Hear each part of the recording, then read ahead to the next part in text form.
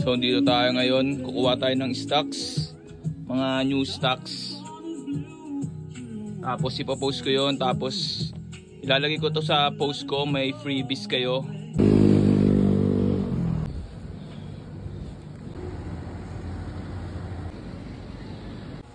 So yung kakarating lang ng stocks natin, bali open na natin to.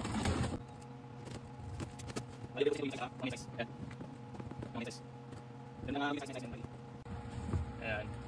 Bali ipopost ko lang to. Tapos magkakaroon din kayo ng mga freebies na t-shirt or shoe tree. Bali tingnan nyo na lang sa post.